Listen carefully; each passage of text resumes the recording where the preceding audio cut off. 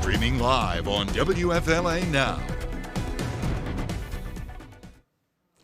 Well, hey there, and good evening to you. I'm Melanie Michael here in the WFLA Now Streaming Center, and we are continuing to follow the very latest on these mass shootings that took place in our country within the last 24 hours. As you know, this is making headlines all over the country and all over the world, as this has once again happened on American soil in El Paso, Texas.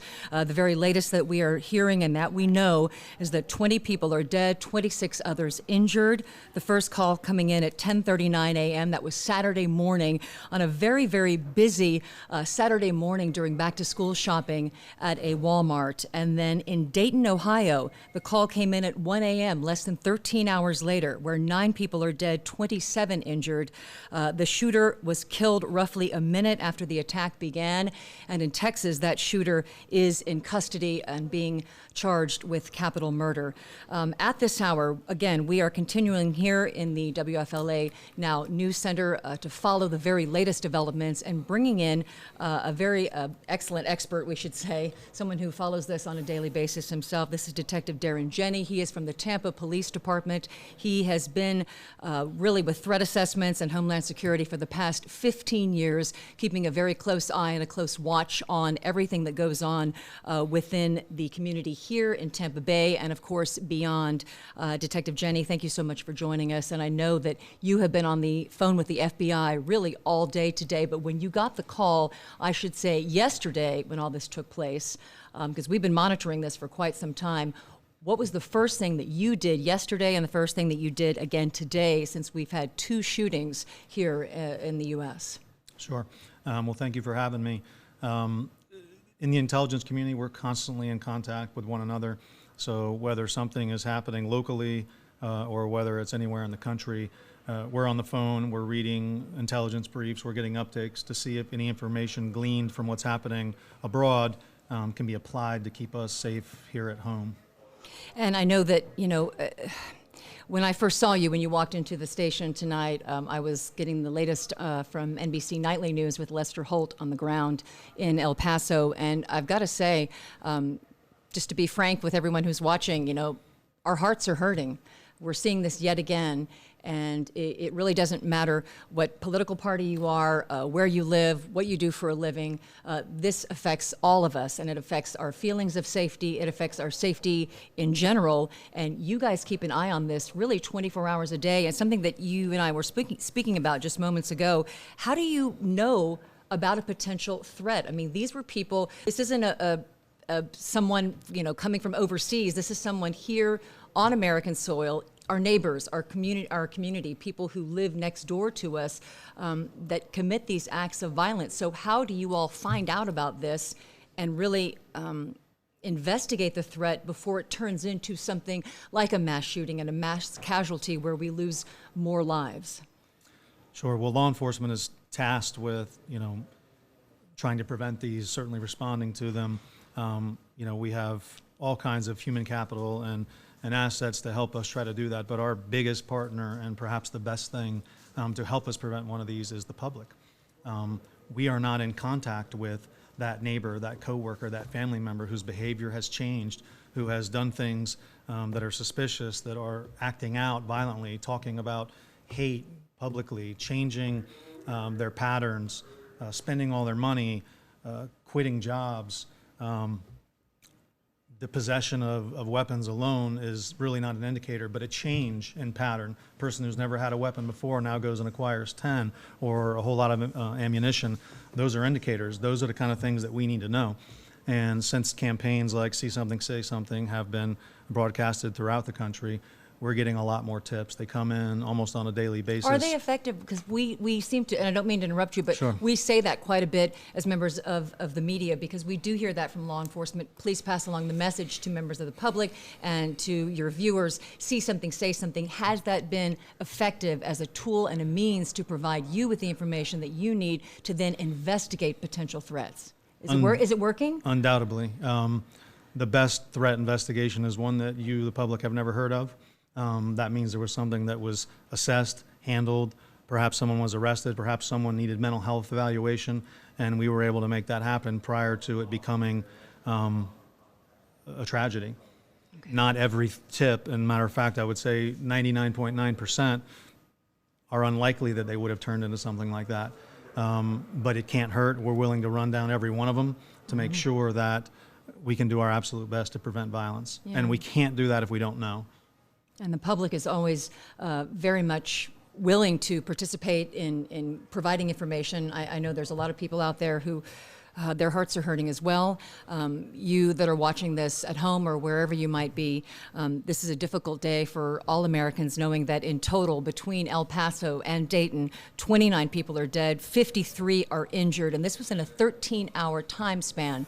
So one of the things that we want to talk to you about, Detective Jenny, is a plan. And I know that seems, you and I were just speaking about this, it seems in this day and age foolish not to have a plan. Let's say that you and your family go to a mall, you go to Disney, you go to an outdoor event somewhere. Should all families have a plan? If there is an incident that takes place, you might never have to use it, but would it be foolish not to have one just in case? Yeah, I hate to say it. I hate that we are actually here in this day and age that we have to think this way, but you absolutely must. And, you can have age-appropriate conversations. It may not be something you discuss fully with children, but parents need to have a general awareness of what they would do. When something actually happens, your adrenaline dumps, it's too late to think about a plan. You're going to panic, you're not going to respond well, and most likely not effectively. And you could even do something that's counterproductive for your safety. Part of what I've done is reviewed just about every active shooter investigation in the last 20 years, seen countless hours of video, interviews, and diagrams. And what we see is that people that don't respond, they die, or they're more likely to die. People that hide when they had an opportunity to run don't give them a chance to survive. And that comes down to having a plan. Run, hide, fight is a phrase that people are hearing, and it's excellent, but you have to know what that means exactly. Let's talk about that. Run, hide, fight. That is technically the jargon that is used when an active shooter is present. And you were talking about something that I found quite interesting. When we talk about these threat assessments and Homeland Security and active shooter situations, if someone was to come in, you said an active shooter does not stay in one place and take action. That person will go throughout a building or throughout, say, grounds or acreage or a festival or wherever that person might be. They don't stay in one place. Talk a little bit about that, because you're the person who would know more about the behind-the-scenes activity than we would. So fill us in. Sure. If you found yourself in a common area, in a public place, which is where most of these active shooters go, they want to exact their violence on as many people as they can. And so they begin shooting and they advance, and they shoot people along the way. We see in schools, they go to different floors, they go up and down staircases, through festivals. If they're not in a stationary position, then they're moving, and generally they're moving. So finding the first thing that you can see, a garbage can, a table, and hiding underneath it is counterproductive. You need to think run out of the environment as fast as you possibly can and get to an exit where you can be completely free of the environment. Okay, and if you are not in a situation, and again, it's a reality of the world we live in, and it's a reality, sadly, of what took place to those people who perished in El Paso and in Dayton. Some of them were not able to run. Some of them were not able to hide because they were in range from where the shooter was. They became victims. For people who are in those cases, who are able to run and who can get away, they need to just run as quickly as they can out of the building. And if they do need to hide, where do they need to go? Yeah. So if you cannot run, and a scenario where you cannot run would be, you're in a storeroom, you're in the back of the office, and the shots are coming from a common area that you would have to pass through in order to get to your escape. Now you're in a hide scenario because you don't want to introduce yourself to the danger. So now you're closing the door, you're locking it, you're barricading it, you're shoving something under the door so that you can hopefully hide, hope they pass you. Within that room, you want to be in the hard corner, meaning when that door were to swing open, if it were, you're in the spot that's most difficult for the shooter to see. We have seen people survive simply by being in the right part of the room. Don't be visible when the door is opened. Also, Would you be behind the door then? I mean, I'm just, again, we're just giving out scenarios, and this is not a hard and fast rule. I mean, you have to assess Sure. the situation very quickly, but would you want to be behind the door in that case? No, I mean, someone could shoot through the door. You would rather be just simply, if a door swings open, you don't want to be right in the view. Okay, you want to be in the best corner where they may open the door, think there's nobody in there, and pass. That happens, and people's lives have been saved because of either by accident or by training, they found that corner. When you're in that room hiding, the next one is fight. You need to think arming yourself. And we hate to think that a person going to work even has to have this mindset, but you may be the person who saves your life and 100 other lives if you take the mindset to arm yourself and be determined that if this doesn't work and if he or she comes in here, I am going to be decisive, I'm going to take violent action, and I'm going to take them out for the better of everybody. Have you interviewed people in these situations who are survivors, and what have they told you about being in that particular scenario? I can't even imagine what it would be like to come face to face with a shooter or to be in the general vicinity of that. But if they have been, what have they told you? What have survivors said, or what have you heard that they have said? Yeah, so I've been fortunate to receive a lot of training over the last couple of years, especially through our local partners and the FBI, where we study these cases. Survivors are interviewed intensively to learn everything we can. The unfortunate tragedy in Parkland caused quite a commission to be convened Right. to study what took place and what we can do to prevent and respond best should there be another one. And it's just chaos for the victims and the people involved. What we find in general is that people don't really want to plan for this. It's uncomfortable. And so it's chaos, and many of them don't perform well. We do find, though, there's always a hero in every one of those, and that person has those traits, those qualities, and that mindset that they're not going to be the one. And sometimes that civilian is the one who can stop it more so than even us. If it's not an event where we're 30 seconds away, 1 minute away, like we fortunately saw this weekend, we might be 6 minutes, might be a fast response. And although we encourage everybody to get out and save themselves first, not everyone's going to even listen to that. If you're that person that's going to do it, you might save a lot of lives. Right, and those survivors that you have studied, what has taken place in some of the awful events that have happened in our country, have they remarked, and have they said things like, I ran to the exit, I got out as quickly as I could, or I tried to get other people out, or what were the main things that you were hearing as law enforcement? Because you're privy to a lot of this information that even the media is not. So what have you heard? Sure, most of them who talk about running, they run to the exit. Unfortunately, part of the trauma they experience is not just the shooter, but it's the casualties that they see while exiting. Right. Many speak of the bodies and the injuries, and unfortunately, that's an emotional trauma that they're going to deal with for years following the event. Sure.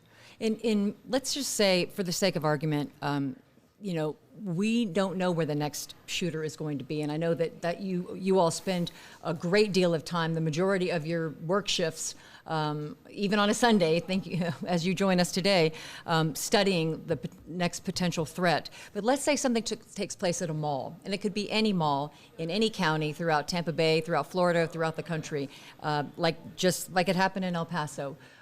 Where would you suggest just get to an exit? Or if you can't get to an exit, let's say you're in the middle of the mall and you can't get to an emergency exit, where should that person go? You want to run away from the threat and to an exit. So don't run, if you're in the center of the mall and the threat is coming from the north side, do not run to the bathroom because the bathroom door is close. That may be the next place where he goes. So run out the door, get away from the threat completely. It is extremely unlikely that an active shooter is going to pursue you individually into the parking lot of the mall. He or she is most likely going to advance forward wherever there are the most people, wherever there's the highest concentration, so that they can be most effective, because generally that is their intent. And when you see some of these manifestos and you read into the backgrounds and you read about the plans of these shooters, the ones that are still living, and maybe even get a chance to interview them, that's what they're looking for, is the largest population of people to sadly do the greatest damage. Yes, for sure. I have read those manifestos and have studied what has been said by the shooters prior to the event or the events, and they normally feel that they have been in some way wronged by the world or by individuals, and now this is their way of exacting that revenge. And there are different types of shooters, and so that's not a broad categorization of all of them, but some of the ones that we are seeing that go to a random public event. We see isolationism. We see people that have a dark interest in violence. We see people with changing behavior patterns, and certainly mental illness. Mental illness could be years of a diagnosed disorder, or it could be something that was triggered 2 months ago, and now we have a more acute mental break that manifests itself through violence. And a lot of people, again, are responding, you said, to the see something, say something. Your law enforcement agencies are constantly being inundated by things that we don't even know about, and threats that have been determined that are no longer a threat, that no longer poses a threat to the community. And you guys have been able to thwart those efforts by this see something, say something effort that has gone out and been very, very successful in some cases. And that's where the public comes into play, watching their neighbors, watching their friends, watching people who might be, or just observing people who might be, well, my neighbor was talking about this, and then this took place, and the behavior was something out of the norm, and then that's when they notify you, correct? Sure. If that makes sense. I hope that makes sense. Well, it does, and the citizens of the public are vitally important, and we want them to be conscientious and responsible about what it is they're reporting. Mm-hmm. A neighbor who bothers you, a neighbor who is weird, in and of itself may not be a report. We would be responding to millions across the country, of course, but something that appears dangerous, somebody with hateful motivations, ideologies, someone who is giving up on the world, who's had a major stressor in their life, seems to be forming a plan, accumulating weapons, something outside of their a lot of people might own weapons, might own a box of ammunition in the closet, haven't bought another one in 10 years, and now they went and bought 10 times the normal amount. That's a change in behavior that could be an indicator. And when 1 or 2 or 3 indicators intersect, now you have somebody that we need to pay attention to, and we may need to go out and interview and evaluate and see if perhaps we can help them if they're having some type of mental issue, or perhaps even intercede in some type of planned attack. Do you think that the public in general has become more aware of their surroundings? I know that, since 9/11, which was many, many years ago, we were at a heightened sense of security. And then obviously over the years, especially in the last couple of years when mass shootings seem to sadly become more and more prevalent, we notice things. We hopefully notice things a little more on a regular basis that don't seem quite right. Do you think that continues to happen? It does to some degree, but I will say that it tapers off when a little time passes after an event like this, and people become hyper vigilant, maybe to an extreme after these. We will see numerous reports of things. What happens is, particularly if it's a workplace thing where people go home, they talk to their significant other, well, that guy or that girl I work with, they're awful strange. They have been acting this way. They've been doing some of the things that they said this shooter did. It causes them concern. They tell their boss, and we will then get calls directly to the police department or the FBI about this person that's causing them concern, and then we'll begin our process of vetting that tip. And so you expect probably in the next 24 hours, if you haven't already, to be inundated with TPD, maybe with the Hillsborough County Sheriff's Office or Pinellas County Sheriff's Office, St. Pete PD, other law enforcement agencies within the community, to be really, for people to hopefully call in if they see anything that's sort of unusual. So right now is the time that you would be hearing the most, or if you haven't already. Yeah, I think we will have more calls than normal. But again, we encourage people to be conscientious about what it is they're reporting.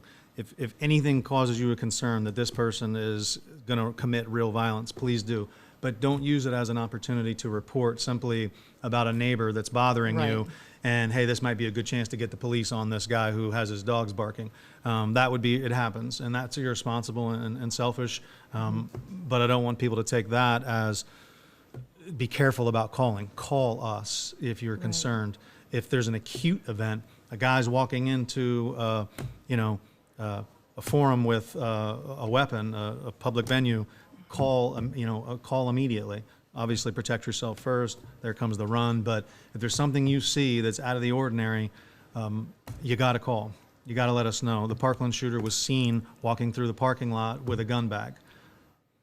That has to be communicated to the people, and particularly the security and or law enforcement that are there that can do something about it immediately. ASAP. ASAP. It has to be delay. broadcasted immediately. Yeah. Something that we wanted to point out, earlier today we had the Hillsborough County Sheriff's Office speaking with us about a threat at a Gibsonton Walmart, and they acted very, very quickly, and kudos to the management there that notified HCSO with the deputies immediately getting out there and determining that this threat was not necessarily, it was a credible threat because they took in the information and they got people out there, but it was not a threat that was going to cause mass harm. The store was evacuated, then it went back to normal.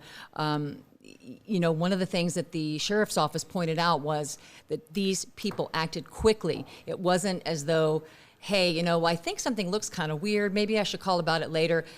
The point is to call now and to not delay. And one of the things that they told us was, we would rather come out there and say, everything's okay, we've investigated it and given it the all clear, than not to be notified. And then, God forbid something horrible happened, and an hour later, we're now hearing about a mass casualty here in the Tampa Bay area or anywhere really in the state or the country. I was formulating my response as you were speaking, and it was exactly that. We would much rather be called and come to find out that it's nothing than somebody not call and we could have done something about it. I can't stress enough how important public participation is with reporting these things. At any given day, law enforcement is all over their jurisdiction, responding to crashes and calls and thefts and all of these different things. And it is not at a planned event where there's planned security, but in a completely random location. It's almost lucky if a police officer happens to be 30 seconds away. That is not the norm. So we need where someone getting something out of their trunk and it takes them 2 minutes to get inside, that extra 2 minutes could be what causes us to be available and on scene and actually be able to stop it before it starts. So people being vigilant, paying attention to their surroundings and reporting right away is crucial. It was remarkable when you look at the chronology of events with these mass shootings in El Paso and in Dayton.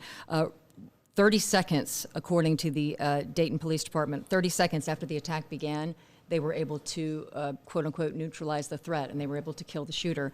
Now, I know that isn't the case in every situation, but that response time is very, very quick. Today, the deputies at that Gibsonton Walmart in the Hillsborough County area, when a threat was called in by someone, the management acted so quickly and so bravely to get law enforcement in there very, very quickly, and the response time was like you said, within minutes they were able to be there. So that's what you're looking for, is really the public's help and to be the eyes and ears, because you guys can't be everywhere at once. We love the fact that you're out there and you're protecting and serving our communities, but you can't be everywhere instantly. So that's why the people that are there need to be active. Sure. We are the Tampa Police Department, along with our local partners, Hillsborough County Sheriff's Office and the FBI, we all have robust units that work specifically on planning all of the events that we have in our jurisdiction. The City of Tampa has over 1,000 every single year. So fortunately for a jurisdiction like ours, there's quite an ensemble of resources that go into the planning of every one of these events. Some events we're planning years in advance. And then modifying security patterns and protocols and implementations as the time nears. But we're lucky in that we have so many resources available to us, and it's even more of a concern in maybe some rural area where there's a festival and there's not quite the same presence. So we work very well and very closely. Anything really serious that's going on in the area, you can bet that there is some communication, if not joint effort, between our agencies to try to neutralize any threat or cut it off before it happens. And this is something that every single law enforcement agency in the Tampa Bay area and beyond, you're going to be talking about this in the coming days, if not first thing during shift change for the next group of law enforcement that take over for the next shift. For all first responders, this is something that is being discussed with their superiors and with the heads of all those agencies, correct? Constantly, all the way down to the road patrol officers who are in the marked cars responding to calls. You can bet their sergeants are briefing them today. The things that they've heard before, but constant reminders about how we're going to respond to scenarios like this. You can't possibly train enough. You can't be too prepared because you are going to respond in the way that you were trained. You're going to respond in the way that you planned, whether you're a police officer or a citizen. We're all humans. We're not robots. We are going to respond with emotion, and we are going to do as we've planned. That has been proven. And something that you and I spoke with as we began this whole conversation is today is a difficult day. It is a day that our hearts are hurting, and we're thinking about so many of those families that are getting the worst news of their lives today, and some that are waiting as their relatives and their loved ones are in critical condition and trying to survive being a part of this mass casualty and these mass shootings on an emotional level, as far as just all of us are concerned. How hard is it? I mean, it seems like a Captain Obvious question, but it's difficult for everyone, law enforcement included, especially for those members of the law enforcement communities for first responders in El Paso and in Dayton, going into these areas and conducting these investigations that have a lot of people and lives that are being mourned right now. Sure. I have worked closely with people that have responded to mass casualty incidents, Pulse nightclub. Several people from the region here responded to that, and I have been trained by people that have been all over the country to these. And make no mistake, it takes its toll on everybody. And like I said, we're all human. In law enforcement, it's our job to do our job first, and then we deal with the psychological part later. I will tell you that law enforcement command in general, they're aware of this. There are a lot more mental health programs available for law enforcement. Any law enforcement officer in the country that needs somebody to talk to has it. It's not an easy thing to do. We haven't fully evolved to the point that people are comfortable saying when they need help generally, but it's getting better, and there is help available for us and counseling, and many times it's mandatory after being on a scene like that, because once you've done doing the work, you have to kind of work on yourself as well. Sure. And one of the things that we do want to point out today is that, again, we've talked about it, we've mentioned it several times as you and I have been sitting here, but this is a painful day for many Americans, knowing that our fellow citizens are hurting. They have lost lives, they have lost loved ones, and if you are hurting, or you know someone who is experiencing some difficulties with depression or some behavior that doesn't seem that's a little bit out of the norm, the Crisis Center of Tampa Bay does an excellent job. They have a program where you can call 211. There are counselors available 24/7. We cannot stress that enough. We have spoken with the CEO of the Crisis Center of Tampa Bay today. She's also coming in to join us on our 8 o'clock show on Great 38, and she is very, very emphatic about letting people know there is help.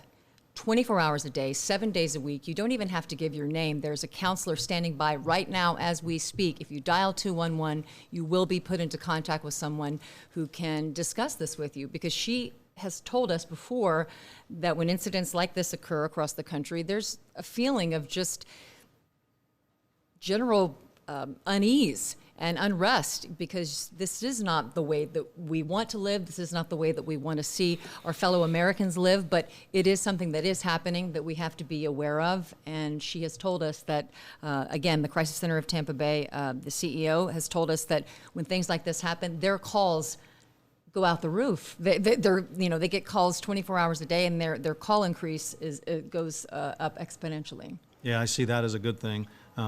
They can't provide those services if you don't call. So if their call volume is going up, then if there is anything good that comes of this, is maybe someone else who's suffering, or maybe someone else who has considered acting out in this manner. Maybe this triggers an emotional overload. They call and get the help they need to de-escalate that mindset, and that's a blessing. Well, thank you so much, Detective, for joining us. Of course, Detective Darren Jenny from the Tampa Police Department, who has been in this for quite some time, looking at homeland security and threat assessments throughout the Tampa Bay area and beyond. We appreciate you being with us. We know that this is a very busy time for you, and you've been on the phone with the FBI and other agencies all day, so thank you for joining us. Thank you for having me. We appreciate it. And again, we will mention one more time, the Crisis Center of Tampa Bay 211. That is a number that you can call, and you can speak with the counselor right now. It is 24/7 help. And again, the call volume goes up quite a bit during incidents like these. So tonight, here in the Tampa Bay area and beyond, we are, of course, thinking of our brothers and sisters in El Paso and in Dayton. Once again, just to sort of wrap everything up, in El Paso, 20 people are dead, 26 others injured. In Dayton, 9 people are dead, 27 others injured. In Dayton, the shooter was killed by law enforcement shortly after the attack began. In El Paso, that suspected shooter, is in custody and is being charged with capital murder. We will continue here at News Channel 8 and WFLA Now, following the very latest developments on these mass shootings, and we send out, we say this a lot, but when we say thoughts and prayers, we are thinking of those people, and we are praying for those families who are hurting at this time during these 2 mass shootings here in the U.S. So stay tuned to WFLA Now and News Channel 8 for the very latest on what's going on in Dayton and what's going on in El Paso. And we will see you live on air on Grade 38 at 8 o'clock.